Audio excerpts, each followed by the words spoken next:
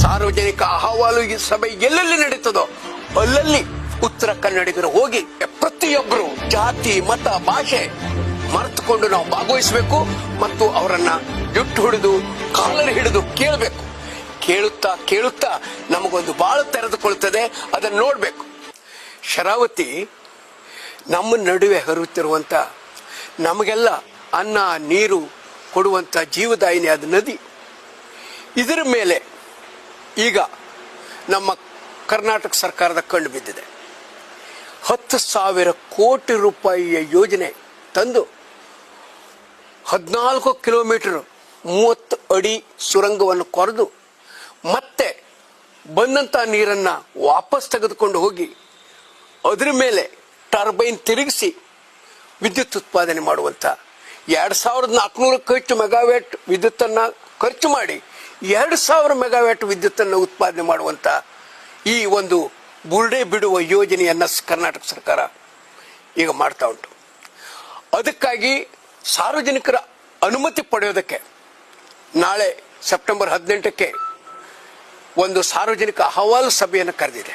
ಸರ್ಕಾರಕ್ಕೆ ನದಿ ಅಂದ್ರೆ ಏನು, ಫುಟ್ಬಾಲ ಅಥವಾ ಅವ್ರ ಮನೆ ಅಂಗಳದಲ್ಲಿ ಆಡ್ತಾ ಇರೋ ಬೆಕ್ಕ ಅಂತ ಆಳುವವರು ಯೋಚನೆ ಮಾಡಬೇಕು.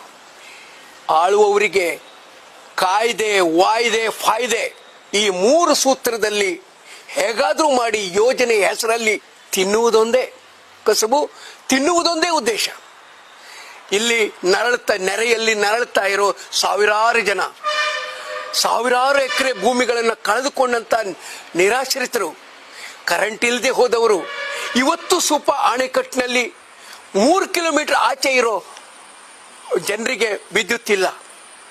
ಹೀಗೆ 8-9 ಅಣೆಕಟ್ಟುಗಳನ್ನು ಕೊಟ್ಟು ಕೊಟ್ಟು ಕೊಟ್ಟು ಬಸವಳಿದ ನಮಗೆ ಸಿಕ್ಕುದ್ದೇನು?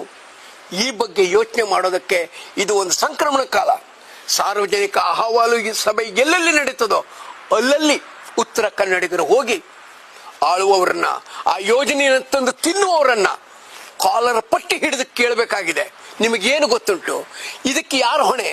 ನಾಳೆಗೆ ನಿರ್ವಸಿತರಾಗುವ ನಮಗೆ, ನಮ್ಮ ಭೂಮಿ ಮನೆ ಎಲ್ಲ ಬರಡು ಬಿದ್ದು ಹೋಗುವಾಗ, ಊರನ್ನು ಬಿಟ್ಟು ಹೋಗುವಾಗ, ನೀರಿಲ್ಲದ ಊರಿಗೆ ಹೋಗುವಾಗ, ಗುರಿ ಇಲ್ಲದೆ ತಿರುಗುವಾಗ ನಮ್ಮ ಜೀವನಕ್ಕೆ ಹೊಣೆ ಯಾರು ಅಂತ ಕೇಳುವಂತ ಸಂದರ್ಭ ಇವತ್ತು ಬಂದಿದೆ. ಆದ್ರಿಂದ ಸಾರ್ವಜನಿಕ ಅಹವಾಲು ಸಭೆಗೆ ಪ್ರತಿಯೊಬ್ಬರು ಜಾತಿ ಮತ ಭಾಷೆ ಮರೆತುಕೊಂಡು ನಾವು ಭಾಗವಹಿಸಬೇಕು ಮತ್ತು ಅವರನ್ನ ಜುಟ್ಟು ಹಿಡಿದು ಕಾಲರ್ ಹಿಡಿದು ಕೇಳಬೇಕು. ಕೇಳುತ್ತಾ ಕೇಳುತ್ತಾ ನಮಗೊಂದು ಬಾಳು ತೆರೆದುಕೊಳ್ತದೆ, ಅದನ್ನು ನೋಡ್ಬೇಕು.